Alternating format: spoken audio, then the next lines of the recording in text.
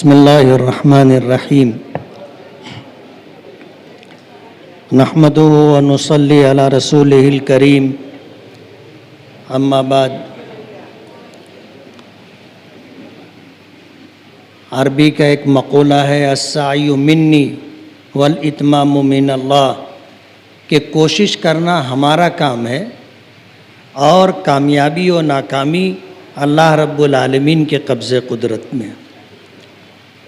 आज के हमारी इस मीटिंग के सदर मोहतरम, हमारे सियासी सरपरस्त, शहर की बुज़ुर्ग व सियासी शख्सियत अलहाज मोहम्मद ईसा यूनुस ईसा साहब, स्टेज पे तशरीफ़ फरमा मजलिस इत्तेहादुल मुस्लिमीन के शिमाली महाराष्ट्र के सदर अलहाज डॉक्टर खालिद परवेज़ साहब, मुश्तरका सुन्नी तंजीम के रूह रवां सदर मोहतरम अलहाज यूसुफ इलियास सेठ साहब, स्टेज पर तमाम ही मुअज़्ज़ज़ीन शहर, कारपोरेटर हजरात और ऐसे लोग जो आने वाले कारपोरेशन इलेक्शन में उम्मीदवारी के ख्वाहिशमंद हैं। इसी तरह सोशल मीडिया से जुड़े हुए अहबाब, बुज़ुर्गों और दोस्तों, आज की हमारी इस मीटिंग का उन्वान है कि शहर में सियासी, समाजी, शहरी, तालीमी सुलगते मसाइल पर आज हम सर जोड़ करके बैठे। ये हमारी इलेक्शनी मीटिंग नहीं है। इलेक्शन का ऐलान होगा, फिर इलेक्शनी प्रोग्राम शुरू करेंगे। आज सूरत हाल जिस तरह की है, इन हालात में शहर के मौजूदा मसाइल पर हम सर जोड़ करके बैठे हैं। इलेक्शन आता है, इलेक्शन जाता है, इलेक्शन आता है, इलेक्शन जाता है, जीतने वाला जीतता है और हारने वाले घर जाते।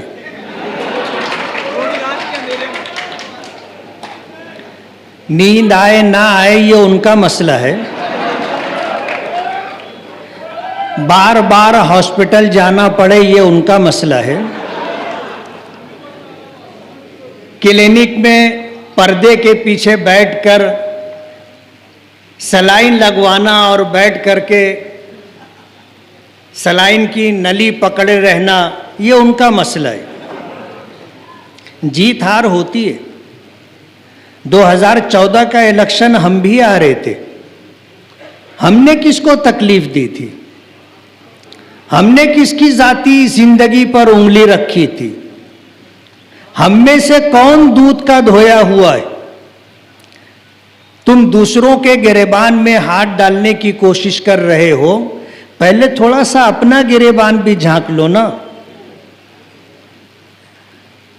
मुझे नहीं कहना चाहिए था, अच्छा नहीं लग रहा है, वरना आपको मैं ये आगाही दे दूं कि जैसे ये ऑडियो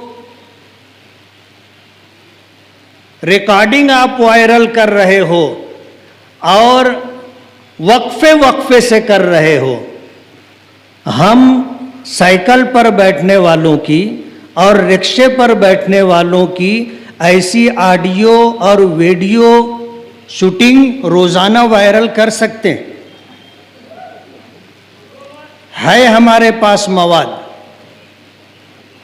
इलेक्शन से पहले हमारे पास वो सारी बातें आ गई थी जो आपके घर से शुरू हुई थी, लेकिन हमने उन लोगों से जो ये बात लेकर के आए थे बहुत सफाई के साथ कह दिया था कि भाई बेटी बेटी होती है, चाहे वो किसी की भी हो, बहन बहन होती है, चाहे वो किसी की भी हो। दो जुमला कह करके हमें उनको पैगाम देना था कि हम शुरू करेंगे भुरकी भौजी से लेकर के और चांदौड़ बंबई से लेके मालेगांव तक की कहानी सुना सकते हैं, लेकिन हम सियासत में किसी की जाती जिंदगी तक नहीं जानना चाहते। ऐब से पाक अल्लाह की जात है। गुनहगार कौन नहीं है? आप अपने सीने पर हाथ रख करके बताइए, आप दूध के धोए हुए हैं? बहुत मशहूर जुमला है, बद अच्छा बदनाम बुरा, कि एक आदमी गुनाह करता रहता है लेकिन किसी को खबर नहीं होती तो वो बहुत पाकबाज समझा जाता है, समाज में मुअज़्ज़ज़ समझा जाता है। और किसी आदमी का अगर कोई ऐब जग जाहिर हो गया तो वो बदनाम हो जाता है। कहते हैं ना, बद अच्छा बदनाम बुरा, कि आदमी गुनाह करता रहा और लोगों में अच्छा रहा, और एक आदमी उसका कोई ऐब लोगों के दरमियान वायरल हो गया तो वो बदनाम हो गया, बुरा हो गया। आप बेखौफ मत रहो, तुम्हारे भी सैकड़ों करतूत हमारे पास हैं। आप इसको आगाही समझो या आप इसको हमारी शरई मजबूरी समझो कि हम नहीं कर रहे हैं, हमें पता है और हमारा ईमान व यकीन है सरकार दो आलम सल्लल्लाहु अलैहि वसल्लम की हदीस मुबारका पर कि अगर हम आपके ऐब को जाहिर करेंगे तो अल्लाह हमारे ऐब लोगों के दरमियान लेकर के आ जाएगा। तुम लाख छुपाना चाहोगे, ऐब छुपेगा नहीं। और मैं आपको बता देना चाहता हूं, जो लोग आपकी नाक का बाल बने हुए हैं, आपके तमाम अच्छे बुरे कामों में आपके साथ शरीक हैं, वो मजहबी एतबार से हमारे भक्त हैं।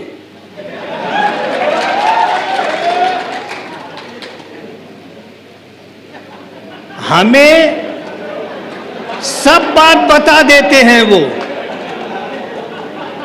अभी कलीम दिलावर साहब एक बात कहने लगे कि इलेक्शन हो गया था और पूरे शहर में जीत का जश्न मनाया जा रहा था, जुलूस निकाले जा रहे थे, हजारों लोग साथ साथ में बगैर परमिशन और एनओसी के घूम रहे थे, लाइटिंग शुरू कर दी गई थी और हरी झंडियां और झंडे लगाए जा रहे थे। हमारे मानने वाले, हमारे वोटर बहुत बेचैन थे। हमने उनको जमा किया और एक पैगाम दिया और हमने उन्हें अपना हिसाब बताया कि अगर आगरा रोड के उस तरफ हमें 20,000 वोट मिल गई तो हम जीत जाएंगे। अपने लोगों को हमने अपनी गणित बताई कि कहाँ से हमें कितना कितना वोट मिलना है। अगर शुरुआत हमारी, आगाज और इब्तिदा हमारा अगर 20,000 वोट आगरा रोड के उस पार मिल गई तो हम जीत जाएंगे। और मैं मुतमईन था, बहुत मुतमईन था। कलीम दिलावर साहब कहने लगे कि आपने जो मीटिंग ली थी मखसूस लोगों की, जो लोग काउंटिंग के लिए अंदर जाने वाले थे, जिनको काउंटिंग की जिम्मेदारी दी जाने वाली थी, हमने उनको बताया था कि क्या क्या हो सकता है, क्या क्या हो सकता है। मैंने बताया ना कि आपकी नाक के जो बाल हैं वो हमारे हैं। कहते हैं ना, साहिबुल बैत अदरा बिमा फी, घर में रहने वाला जानता है घर में क्या है। हमको भी पल पल की खबर रहती है ना। आपके साथ जो लोग हैं वो सब दिल से आपके साथ हैं, ऐसा नहीं है। आपने लोगों को लूटा है, आपने लोगों को मारा है, आपने लोगों से गैर कानूनी और गैर समाजी काम करवाए हैं और उनकी रिकॉर्डिंग, ऑडियो और वीडियो और इस तरह उसके कागजात अपने कब्जे में रख के उनकी नाक में नकेल डाल करके अपने दरवाजे पर बांध करके रखा है। वो दिल से आपके साथ नहीं है। वो रहते हैं आपके साथ, जिंदाबाद मुर्दाबाद आपके साथ करते हैं और वोट हमको देते हैं। हमें पता है।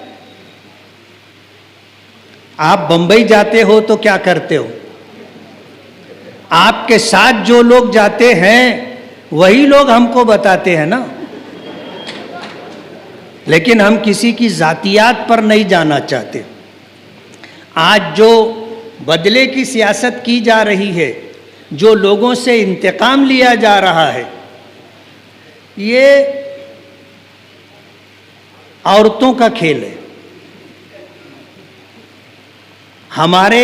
मेरे पीछे, हमारे साथियों के पीछे बाकायदा औरतों की टीम लगाई गई है, जो हमको फ़ोन करते हैं अलग अलग उन्वान से।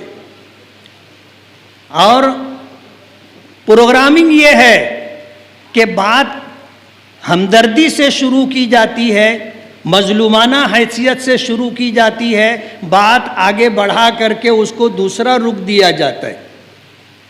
रोज़ाना फ़ोन आता है। अल्लाह हमारा सिकंदर सलामत रखे।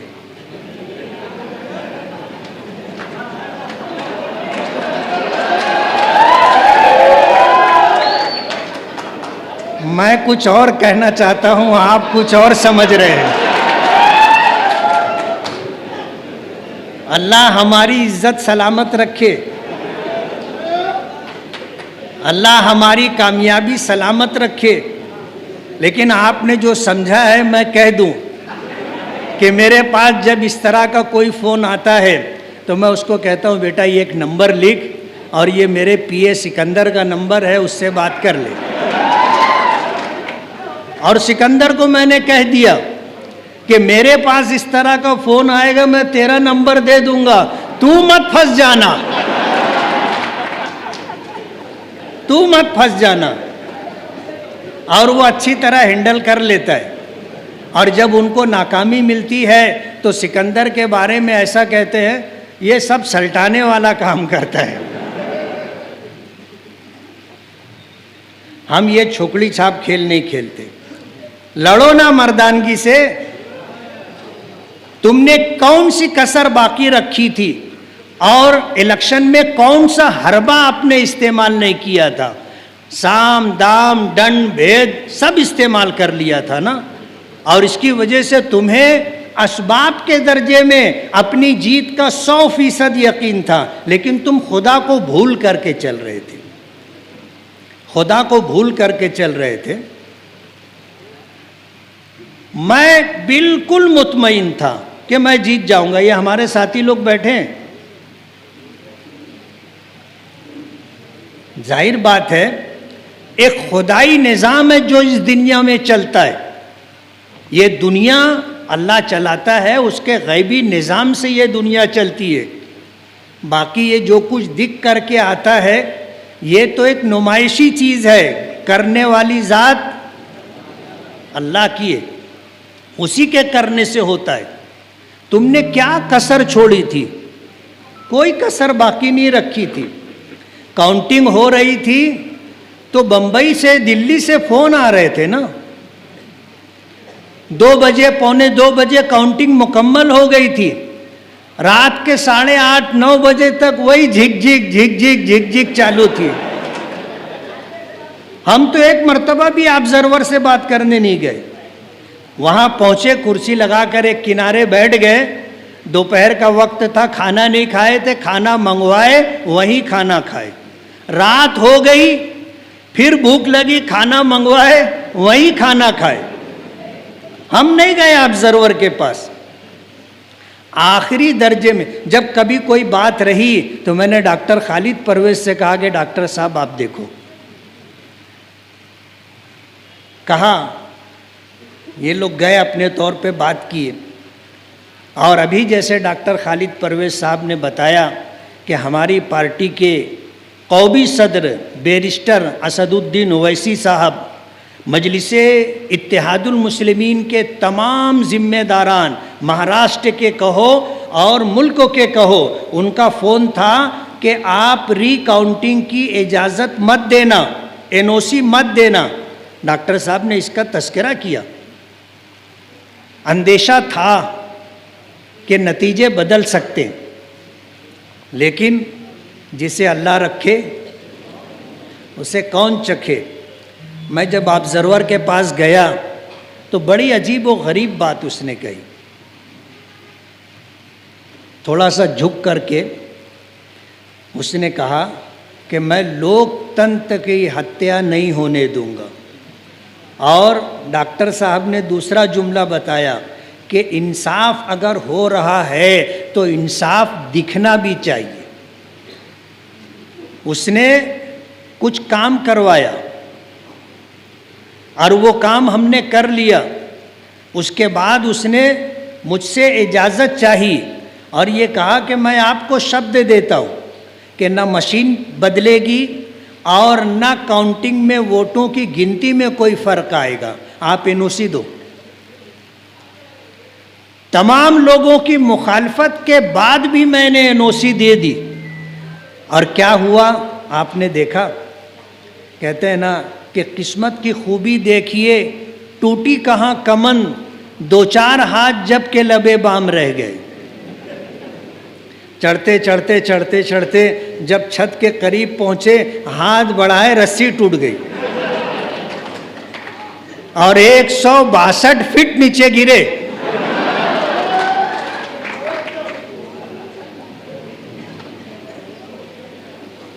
कुदरत का अजीब व गरीब निज़ाम है। कुदरत को भूल करके बात करने वाले हमेशा जलील होते।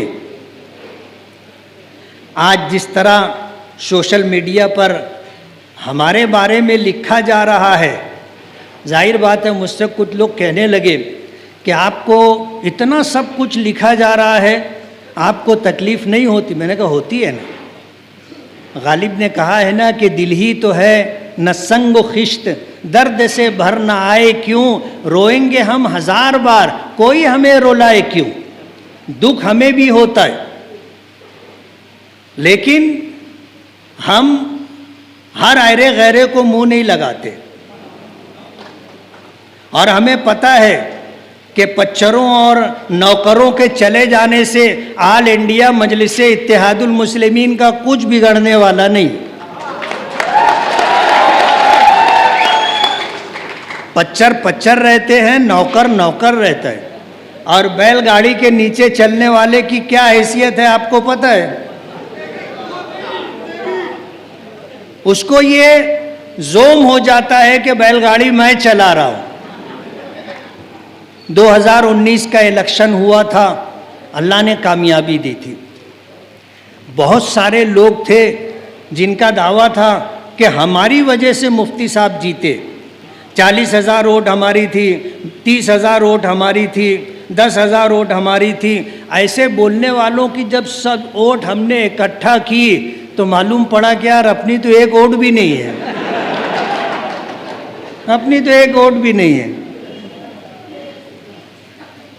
फिर उन्होंने ये तय किया कि अब ये 2024 का इलेक्शन हम इनको हराएंगे। हमने जिताया था 19 का इलेक्शन, हम 2024 का इलेक्शन हरवाएंगे, ये उनका दावा था। सारे जतन कर लिए, क्या मिला।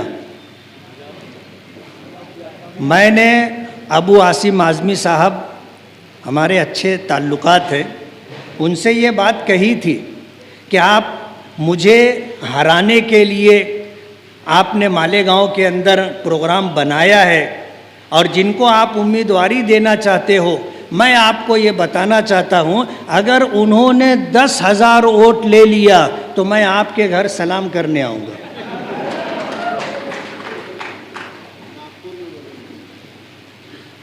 मैंने नागपुर असेंबली इजलास में इलेक्शन से पहले जो था सर्दी का इजलास, उस वक्त उनसे कहा था, उनको भी कुछ धक्का लगा था मेरी बात से। अखिलेश यादव को मालेगांव लेके आए,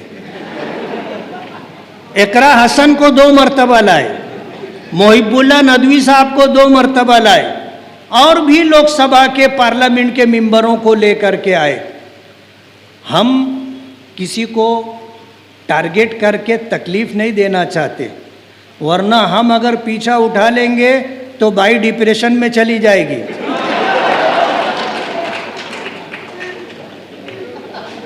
समझ रहे हो आप? बोले अगर हमको 1 लाख वोट मिलेगी और अगर 50,000 वोट मिली तो हम समझेंगे कि सियासी तौर पर हम हार गए। आप देख लो 10,000 वोट भी नहीं मिले, और जब से थोड़ा पर्दे से वो गायब भी है, पर्दे से गायब है। हम जातियात पर नहीं बात करना चाहते। आज शहर में जिस तरह का माहौल है, हर शहरी परेशान है। अंडरग्राउंड ड्रेनेज की स्कीम लाई गई और मोटी मोटी रकम ले ली गई, और नदी के उस पार जहां पाइपलाइन डाली गई वहां पर मरम्मत भी कर दी गई, पेच वर्क भी कर दिया गया, और नदी के इस तरफ पूरे शहर को खंडर बना दिया गया। कोई सुनवाई नहीं है। बार बार कहने के बावजूद प्रशासक हो या कारपोरेशन के ऑफिसरान हो, उनकी भी जेब मोटी हो गई है। उन कोई मानने सुनने के लिए तैयार नहीं। शहर का एक एक फर्द परेशान है। जुआ और सट्टा आम बात हो गई है। नशा और चीजों की खरीदो फरोख्त का मालेगांव मरकज बन गया है। ट्रक से गांजा आता था और मालेगांव से अतराफ के जिलों तक पहुंचता था। हद हो गई, गुजरात तक मालेगांव से जाता था। कुत्ता गोली जितने बड़े पैमाने पर मालेगांव में सप्लाई की जा रही है, जानने वालों को पता है। हालात ऐसे हो गए, अब तो एमडी भी ला करके बेची जा रही है ना। और प्रशासन को पूरा पता है और खबर है। उनकी मिली भगत के बगैर, मेरी बात याद रखें, उनकी सरपरस्ती और मिली भगत के बगैर ये कुछ भी गैर कानूनी काम नहीं हो सकता। बड़े ऑफिसरान, शायद उनको मेरी बात बुरी लगे, उनका हाथ इसमें ना हो, लेकिन मैं उनको कहना चाहता हूं कि आपके हाथ के नीचे जो लोग हैं वो काली भेड़ हैं। वो लोग हफ्ता लेते हैं, मैं खुल करके कह रहा हूं, वो हफ्ता लेते हैं और जराइम पेशा लोगों की सरपरस्ती करते हैं। और कुछ आपके ऐसे लोग हैं जो इस खोटे धंधे में पार्टनर भी हैं। मैं समझ रहा हूं मेरी बात कहां तक जाएगी, और मैं चाहता हूं कि मेरी आवाज सरकार तक पहुंचे, वजीर आला तक पहुंचे। हम चाहेंगे, ये हमारा शहर है, ये हमारे अपने लोग हैं, यहाँ की भलाई हमारी भलाई है और यहाँ का नुकसान हमारा नुकसान है। ऑफिसरान आएंगे, अपना टाइम पीरियड पूरा करेंगे, चले जाएंगे। शहर अगर बिगड़ गया, शहर की सत्यानाशी हो गई तो हमारा नुकसान है। हम बोलेंगे और खुल करके बोलेंगे। आज अंडरग्राउंड ड्रेनेज कंपनी जिस तरह भेदभाव कर रही है, नदी के उस पार रवैया कुछ और है और नदी के इस तरफ रवैया कुछ और है। इस सिलसिले में शहर वालों को बेदार होना पड़ेगा। जब इनका संदल उठाएंगे तब जाकर के इनको होश आएगा। आप हमको फोन करते हो, हम उनसे बात करते हैं, वो हमको आश्वासन दे देते हैं और कोई कार्रवाई नहीं होती। हम सबको, अभी जैसे डॉक्टर खालिद साहब ने कहा कि अब हमको रोड पर आना पड़ेगा, और अगर हम कुछ कर रहे हैं तो क्या हो रहा है ये लोगों को दिखना भी चाहिए। हम दिखाएंगे। हमारा मिजाज नहीं है, लेकिन जब करने पर आते तो आगरा रोड बंद किए थे ना। कमिश्नर को आना पड़ा था, हम दोनों बाजू बाजू में खड़े थे, कोई सर फिरा था, गटर से डब्बा भर लाया गंदा पानी, और जब डाला तो मेरे और उसके ऊपर दोनों पे आधा आधा आया। तो ये सब कुछ हम कर सकते। हमारे पास भी ऐसे सरफिरे वर्कर हैं, नहीं है ऐसी बात नहीं है, हमें पता है। और हम वो सब कुछ कर सकते हैं जिसके करने की तुम हमको धमकी देते हो। हमने कोई चूड़ियां नहीं पहन रखी और हम कभी डरते भी नहीं। तुम निकलते हो तो अपने साथ जुलूस लेके निकलते हो, हम तो दिन हो या रात अकेले निकलते, अकेले निकलते। प्रशासन परेशान है, डिपार्टमेंट परेशान है, मना करता है, तुम कहीं भी उठे पुठे गाड़ी लेकर के निकल जाते। हमने किसी का बिगाड़ा नहीं है, ऊपर वाला हमारी हिफाजत करता है, हमारा कुछ बिगड़ेगा नहीं। अभी हम लोग आ रहे थे तो एक बहुत बड़ा मजमा साथ में आ रहा था। एक छोटा बच्चा, मेरे ख्याल से शायद 5 या 6 साल का होगा, वो आके बोलने लगा, बोले मुफ्ती साहब बारात ले जा रहे हो का?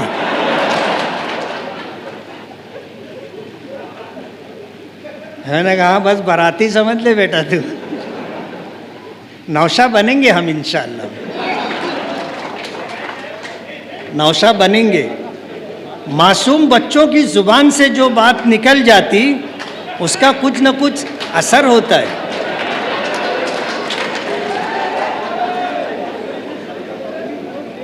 आने वाला वक्त हमारे लिए अच्छा रहेगा इंशाअल्लाह। मुल्क के प्राइम मिनिस्टर ने पूरे मुल्क के लोगों को कहा था अच्छे दिन आएंगे, लेकिन हमारा मानना है वो हमारे लिए बोला गया जुमला है, अच्छे दिन आएंगे इंशाअल्लाह। और हमारे यहाँ तो मायूसी नहीं है ना, हमारा ईमान हमें ये हिम्मत हौसला देता है, हमारा ईमान हमें ये पैगाम देता है कि करने वाली ज़ात अल्लाह की है। हम अगर सही तरीके से मेहनत और कोशिश करेंगे तो इंशाअल्लाह कामयाबी हमारा मुकद्दर होगी। मैं मालेगांव के लोगों को मुबारकबाद दूंगा और उनका फिर शुक्रिया अदा करूंगा कि होशमंदी से आपने काम लिया था और शहर में हमें आपने फिर खिदमत करने का मौका दिया। लेकिन ये आधी कामयाबी है, मुकम्मल कामयाबी उस वक्त तो होगी जब कारपोरेशन में हमारा कोई शख्स मेयर बन करके बैठेगा। एक एमएलए होता है, उसको साल का 5 करोड़ रुपए का फंड मिलता है, और 5 करोड़ में कितना काम होता है आपको पता है? कारपोरेशन का बजट 1000 करोड़ रुपए के ऊपर है। कारपोरेशन में राज करने वाले अगर इस शहर पर थोड़ी सी हमदर्दी के साथ तवज्जो देते, सारे कच्चे रास्ते पक्के बन गए होते। 250 करोड़ 300 करोड़ रुपया शहर की तामीर और तरक्की में इस्तेमाल होता है। कहीं दिखा आपको? लेकिन खर्चा हुआ, किसी की तिजोरी भर गई, शहर को कुछ नहीं मिला। आप हमारा पिछला साल कोविड के 2-2.5 साल निकाल दो, पूरे शहर में तामीर के नाम पर हमने आरसीसी रोड की बुनियाद डाली। आज पूरे शहर में आप देख लो पक्की रोड है। हमने टारगेट किया था कि जो रास्ता सटाना से मालेगांव आए आरसीसी होना चाहिए, कुसुम्बा से मालेगांव आए पक्का रोड होना चाहिए, आगरा रोड से मालेगांव आए पक्का होना चाहिए, हाईवे से मशरिकी इकबाल रोड आरसीसी होना चाहिए, सवन गांव से मालेगांव आने वाला रोड पक्का होना चाहिए, और खानका अशरफिया की तरफ हाईवे से आने वाला मासूम शाह कुट्टी की तरफ जो रोड है वो पक्का होना चाहिए, गिरना रोड से मालेगांव आने वाला रोड पक्का होना चाहिए। है जो 2-4 काम रह गया है वो भी शुरू हो गया है। मशरिकी इकबाल रोड का काम भी पूरा हो रहा है और मासूम शाह कुट्टी से लेकर के हाईवे तक जाने वाला रोड भी काम चालू हो गया है। उसके अलावा 50 रोड शहर में बन गए। कितने महल्लों में हमने रोड रास्ते गटर के काम किए। पूरा पूरा मोहल्ला हमने बना दिया। कुछ लोग कहने लगे कि आप हमारा मोहल्ला गोद ले लो। मैंने ले लेंगे ना, थोड़ा ये गोद मजबूत होने दो, गोद ले लेंगे। पूरा मोहल्ला मोहल्ला संवार करके देंगे। कारपोरेशन में आप हमें पहुंचाइए 250 करोड़ रुपया जो सालाना शहर की तामीर और तरक्की के लिए इस्तेमाल होता है, ईमानदारी से अगर वो इस्तेमाल हो गया, शहर की दलिद्दरी दूर हो जाएगी। और ये मैं कोई हवाई बात नहीं कर रहा हूँ। आप कारपोरेशन का बजट देखिए, तनख्वाह में कितना पैसा जाता है, ज़रूरियात पर कितना पैसा जाता है, और शहर की तामीर और तरक्की, रोड, गटर और इसी तरह लाइट, हेल्थ, तालीम, इस पे कितना पैसा जाता है। आप देखिए बजट तो आपको मालूम पड़ेगा। मेरी बात कोई हवाई बात नहीं है। मैं जो कुछ कह रहा हूँ बहुत सोच समझ करके कह रहा हूँ और आप तक ये बात मैं पहुँचाना चाहता हूँ। अगर 30 साल आपने कारपोरेशन में राज किया और फिर भी शहर जहाँ था वहीं रहा, और मजीद 2 मुसीबत आप लेकर के आ गए, एक अंडरग्राउंड ड्रेनेज के नाम से और एक प्राइवेट बिजली कंपनी के नाम से। ये हमारे यूसुफ सेठ बैठे हुए, मैं इनको बोल रहा था प्राइवेट बिजली मत आने दो, मान नहीं रहे थे। बुनकर जितने हैं ये सब मिल करके मुझको समझाते थे, मुफ्ती साहब ट्रांसफार्मर उड़ेगा 12 घंटे में लग जाएगा, ऐसा होगा ऐसा हो जाएगा, वैसा होगा ऐसा हो जाएगा। मैंने कहा देखो प्राइवेट बिजली कंपनी को आप मत दो, मगर नहीं माने। शेख आसिफ लाया था, मैं कह रहा था आप मुखालफत करो, बुनकर लोग मुखालफत करो, मैं ये बोल रहा था। मैं उस वक्त एमएलए नहीं था, लेकिन मैं इनको जता जता करके बोल रहा था कि प्राइवेट बिजली कंपनी अजाब है, अजाब। आज देख लो, जो पेनल्टी के नाम पर, एमडी शूटअप के नाम पर और एवरेज बिल के नाम पर अलग अलग तरीके से जो बिल बना करके दिया जाता है, बुनकर का तो फ्यूज ही उड़ जाता ना। कोई दिन ऐसा नहीं होता कि इस तरह प्राइवेट बिजली कंपनी के हाथों लूटने वाले लोग हमारे पास कंप्लेन लेकर के ना आते हो। बिल बना के दे दिया, आपको भरना पड़ेगा। आज आप थोड़ा सा मुखालफत किए, आप गए, उनके गुर्गे आपके कारखाने के आसपास घूमते रहते हैं, फौरन खबर दे देते कि सेठ नहीं है। वो लोग धड़ से गाड़ी लेकर के आते और मीटर कट करके सर्विस लपेट करके ले करके चले जाते। ये हमारे सोशल मीडिया के शहजाद भी बैठे हुए और ये मुजाहिद भी, ये उसी कंपनी में काम किए हुए हैं। और जो बात मैं बोल रहा हूँ गलत नहीं बोल रहा हूँ। मार्च के नाम पर कारखानेदारों के साथ जो सुलूक किया वो किया, अभी फिर वही सिलसिला जारी है ना। एक एक दिन में 10-10, 20-20 लोगों के मीटर काट जमा करके लेके जा रहे हैं। कितने लोगों के कारखाने 5-5 साल से बंद हैं, 4-4 साल से बंद हैं। उनके पास बिल भरने के लिए पैसा नहीं है, और जब तक पूरा बिल भरेंगे नहीं वहाँ तक कारखाना चालू नहीं होगा। परसों एक आदमी मेरे पास आया और इस सिलसिले में बात किया, तो मैंने कहा कि यार बिल भर दे, अब क्या कर सकते हैं। बोले भरना पड़ेगा ना, 5 साल से कारखाना बंद है। एक आदमी के पास शेड भी है, लूम भी है, सब कुछ है, लेकिन बिजली नहीं है। 5 साल से कारखाना खड़ा है। आप सोचो उस शेड की हालत मजदूर से भी बदतर है।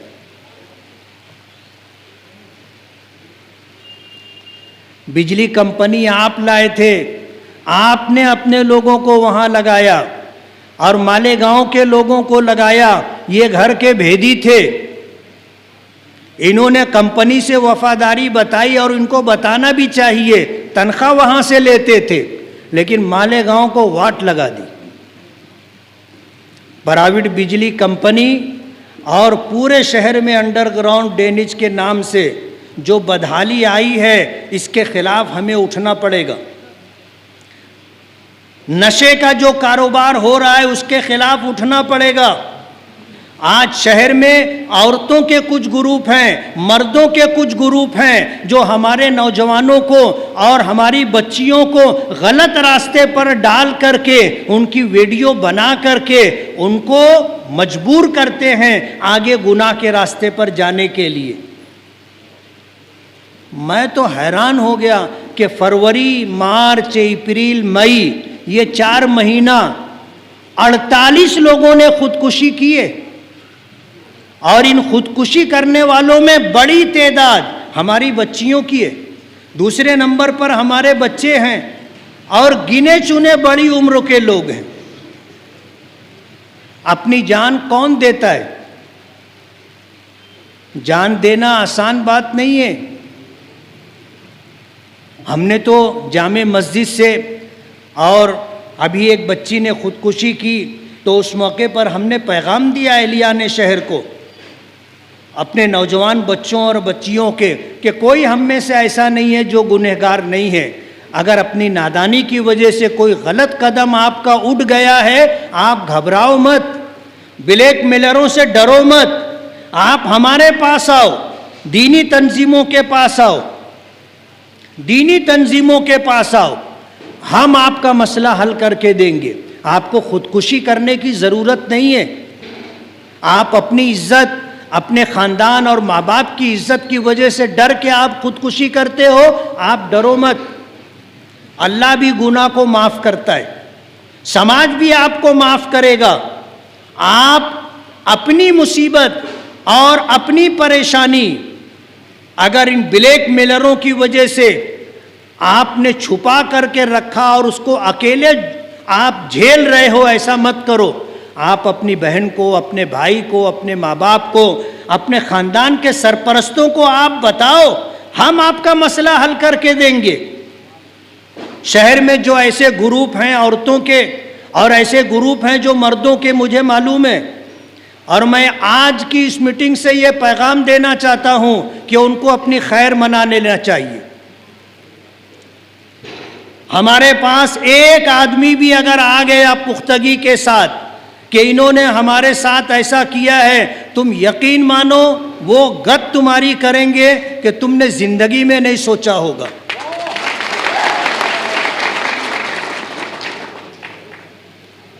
प्रशासन से भी मैं कहना चाहता हूं कि कोई भी आए और झूठी कंप्लेन दे, आप फट से लिख लेते हैं, हमें पता है आपने क्यों लिखा है। कहते हैं ना, पैसे में बहुत ताकत होती है। वो अरबी का एक शायर है, उसने कहा है कि वह हक़ मौलन अब्दाअतहु फितरतुहु लौलत तुक़ा लकुल तो जल्लत कुदरतुहु। ये तो अल्लाह ताला का हक़ है कि उसको जल्ला जलालुहु कहा जाता है। अगर उसका डर नहीं होता तो हम कहते पैसा जल्ला जलालुहु। इतनी ताकत है पैसे में। कोई भी आया, झूठी कंप्लेन दिया और आपने लिख ली, और आप हमको ये सबक पढ़ाते हो कि वो क्या करें, हमारी मजबूरी है, आके कंप्लेन दी तो हमने ले ली। गांव में गाड़ियां चोरी होती, आपने क्या किया? गांव में लोगों को कटर मारकर, कुल्हाड़ी मारकर लूट लिया जाता है, आप क्या कर रहे हैं? शहर के अंदर नशे का कारोबार उरूज पर है, आप क्या कर रहे हैं? शहर में जुआ सट्टा धूम से खेला जाता है, आप क्या कर रहे हैं? हाईवे पर लोगों के मोबाइल छीन लिए जाते हैं, आप क्या कर रहे हैं? वहां आपको अपनी कारकर्दगी नहीं बतानी है क्या? झूठी कंप्लेन देने वालों की आप कंप्लेन ले करके फिर इस तरह की कार्रवाई करेंगे, शहर इसको बर्दाश्त नहीं करेगा। हम भी मुंह में जुबान रखते हैं और जहां कहना है वहां हम अपनी बात पहुंचाएंगे। और आज के इस तरक्की याफ्ता ज़माने में कैसे लोगों की बात बना संवार करके मुख्तलिफ ऐप के ज़रिए से पेश की जा सकती है, अभी डॉक्टर खालिद परवेज़ साहब ने बताया। हमारे साथ भी ऐसा हो सकता है। जाहिर बात है, जब आपके पास ऐप है और हर एक के मोबाइल पर है, आप देख लो, आवाज़ किसी और की होती है, तस्वीर किसी और की होती है, और जो कहा जाता है वैसा ही होंठ भी हिलता है ना, है ऐसा ऐप। तो ये आज इस तरक्की याफ्ता ज़माने में बगैर कोई इंक्वायरी किए, बगैर बुनियादी किसी सबूत और शवाहिद के आपने कंप्लेन ले ली और कार्रवाई आपने की है, वक्त आपको माफ नहीं करेगा।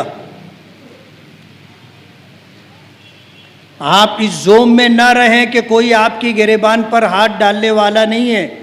आपके वरिष्ठ ऊपर बैठे हैं, वो ये काम कर सकते हैं।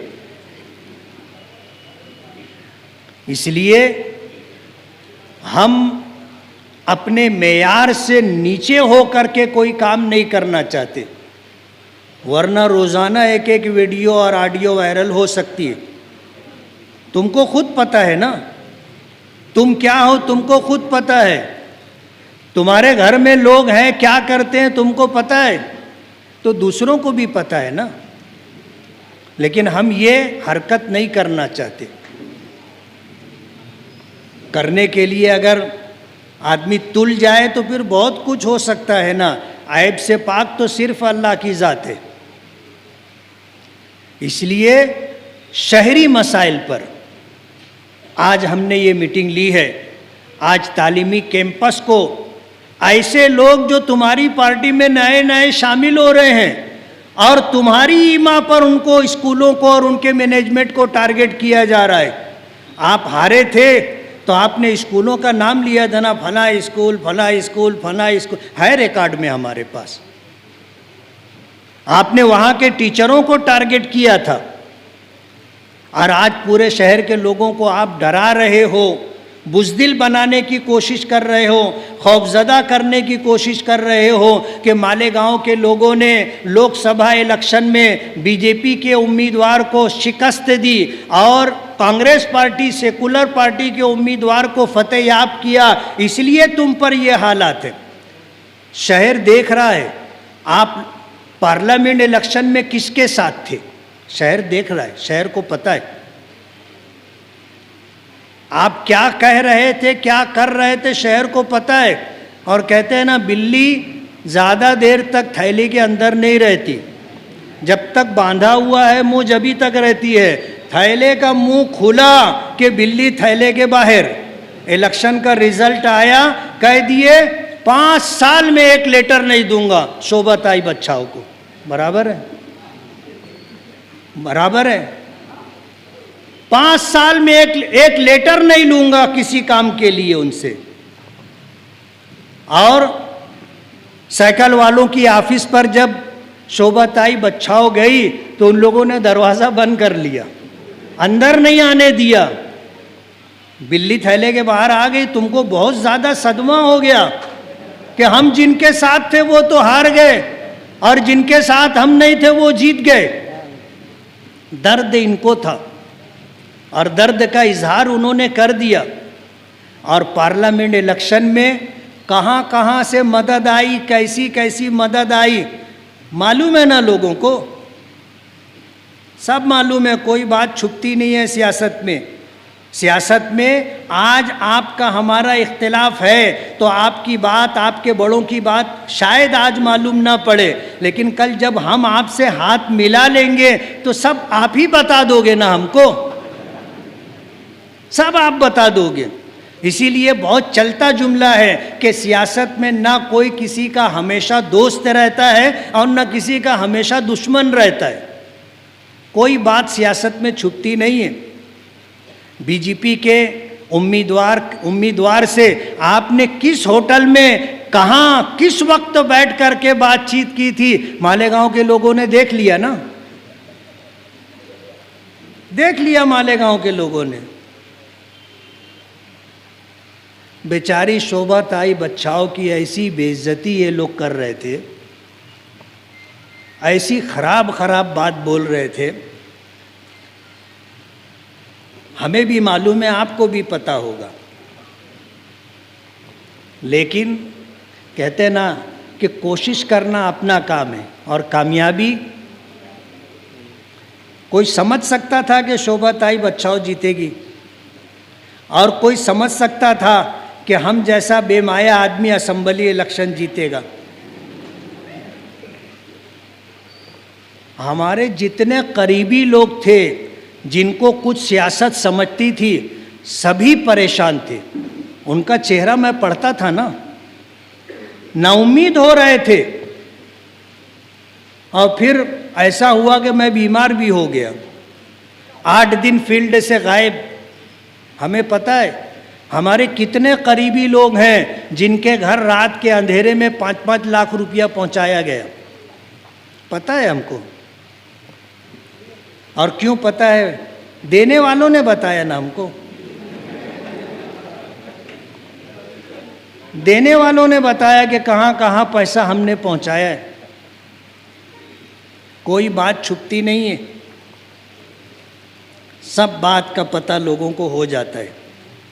और मालेगांव शहर सियासी एतबार से बेदार शहर है, समझता है, बेवकूफ़ नहीं है। आप बेवकूफ़ बनाने की कोशिश करते हैं और आप ऐसा समझते हैं कि लोगों को समझता नहीं है, तो आपको समझ लेना चाहिए कि लोग बेवकूफ़ नहीं हैं, समझ रहे हैं। इसलिए जो करने का काम है वो कीजिए। छचन करना, लोगों को बेवकूफ़ बनाने का काम बंद करो। अभी जैसे डॉक्टर साहब ने एक बात कही कि जब हाई कोर्ट में वकील खड़ा करना था आर्गूमेंट के लिए, तो सीनियर काउंसिल तो जाने दो, हाई कोर्ट का वकील तो जाने दो, मालेगांव में जूनियर के जूनियर को वहाँ खड़ा किए थे। क्या लोगों को दिखता नहीं है? क्या लोगों को समझता नहीं है? सब समझता है। अभी मुझे किसी ने पर्ची दी कि डॉक्टर सुभाष भामरे साहब ने जो पिटीशन डाला था, इलेक्शन पिटीशन शोभा ताई बच्चाओं के खिलाफ, वो खारिज हो गया।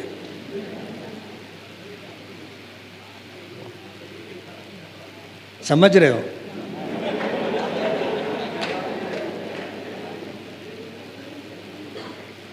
आएगी इंशाअल्लाह खबर हमारी कामयाबी की, आएगी खबर। कुछ लोग बहुत परेशान हैं जो बेचारे हमारे हमदर्द हैं और जिनको इन बातों की गहराई का इल्म नहीं है, तो वो परेशान हैं। उनको मैंने तसल्ली देते हुए कहा कि 1952 से लेकर के आज तक जो इलेक्शन हुए, कास्ट सर्टिफिकेट आप छोड़ दो, उसके अलावा जितनी पिटीशन डाली गई किसी पर कोई फैसला नहीं आया।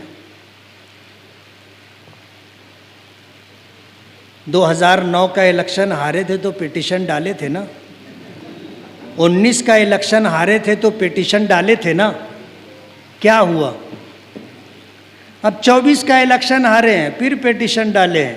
बोले अल्लाह पे भरोसा, अल्लाह का फैसला है। ऐलान ये किया था कि जीत और हार अल्लाह का फैसला है, हमें मंजूर है, तो काहे को हाई कोर्ट गए? फिर पिटीशन लेकर के फिर हाई कोर्ट क्यों गए? फैसला हमें मंजूर था 2014 में, हम तो नहीं गए थे हाई कोर्ट। हमने हार तस्लीम की थी। 5 साल फिर हमने मेहनत की, 2019 में हम जीते। फिर हमने काम किया। मालेगांव के किसी सियासी लीडर ने मालेगांव वालों को ये बात बताई कि मालेगांव में काम करने से कोई नहीं जीतता, काम की बुनियाद पर किसी को वोट नहीं मिलती। लेकिन मैं इस बात से मुत्तफिक नहीं। मालेगांव शहर में हमने काम किया, लोगों ने देखा। आज लोग कहते हैं कि पूरे शहर में जितना काम हमारे टाइम हुआ है किसी एमएलए के दौर में नहीं हुआ। और लोगों ने हमको फिर नवाजा भी ना। अगर ये हर वोटर लिस्ट में 100 नाम डबल, इधर के नाम उधर, उधर के नाम उधर। डॉक्टर खालिद परवेज ने बताया कि बीएलओ को पता ही नहीं है उसने नाम दिया ही नहीं।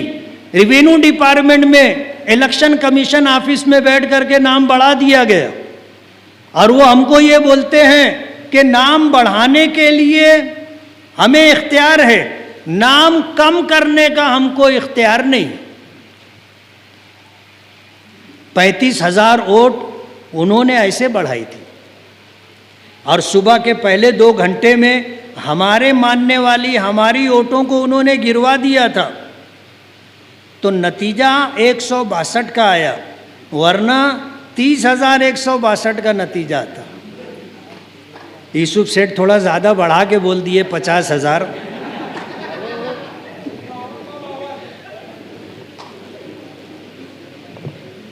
बस मैं अपनी आखिरी बात कहना चाहता हूँ, आपने जो मेहनत की, जो कोशिश की, और जिस तरह हमें कामयाबी अल्लाह पाक ने अता की आप लोगों के ताउन से, ये आधी कामयाबी। ये कामयाबी उस वक्त मुकम्मल होगी जब कारपोरेशन पर हमारा इख्तियार होगा।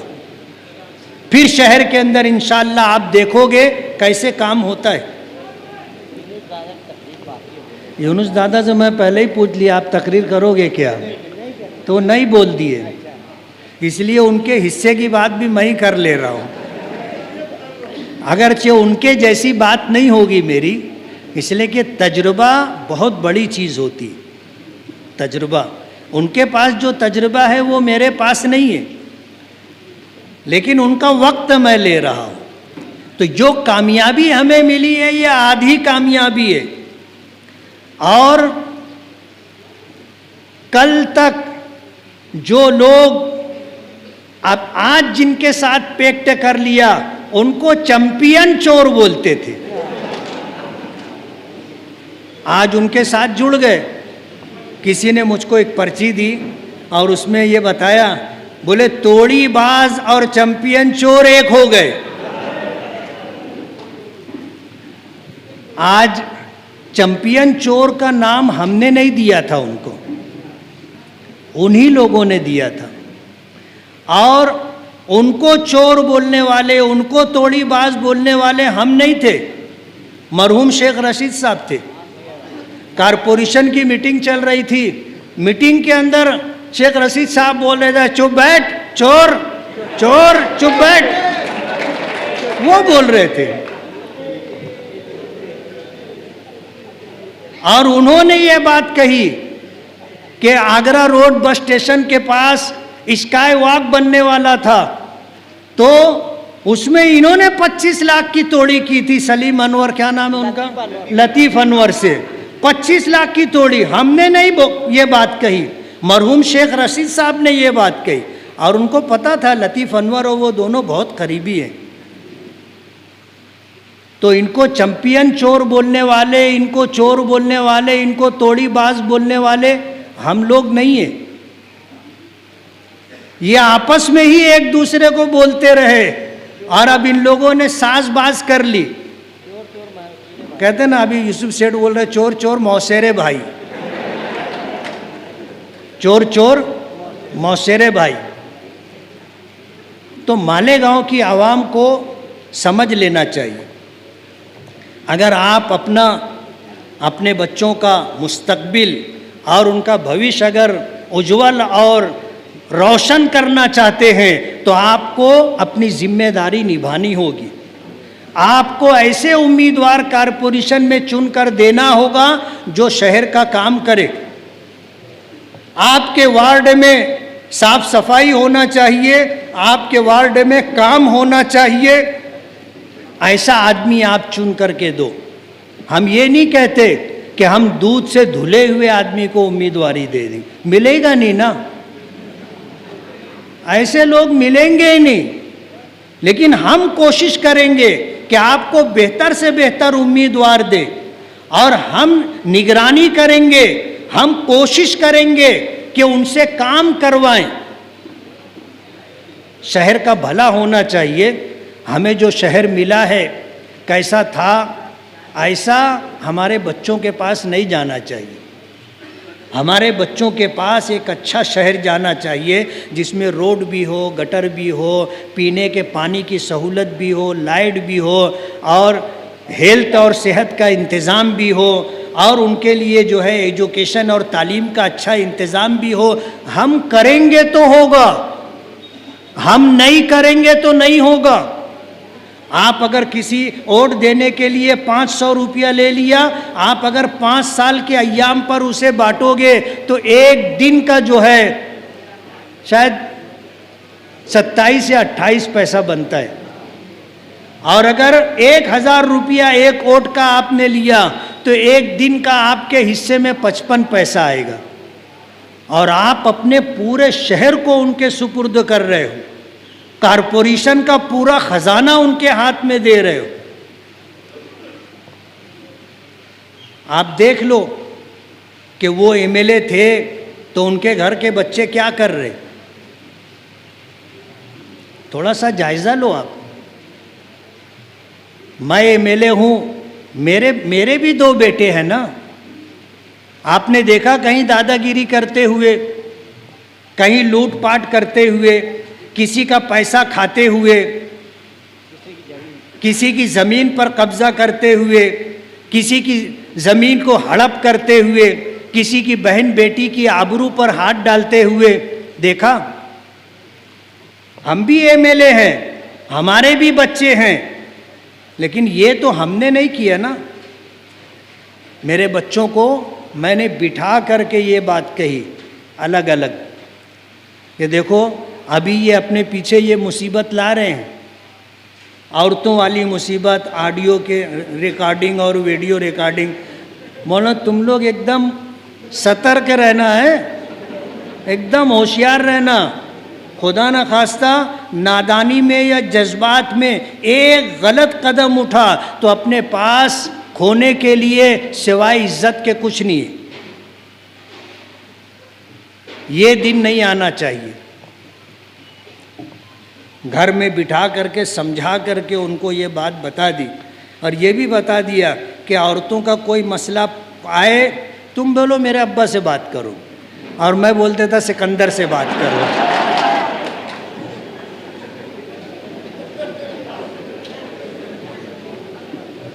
क्या है, नफ्स और शैतान हमारे साथ भी लगा हुआ है और अल्हम्दुलिल्लाह हम लोग मर्द हैं, मर्द हैं। इसलिए अगर अल्लाह की मदद शामिल हाल ना हो तो हमारे कदम भी डगमगा सकते हैं। इसलिए आज हमें आधी कामयाबी मिली है और सबब के दर्जे में ये आप लोगों की कोशिशों का नतीजा है।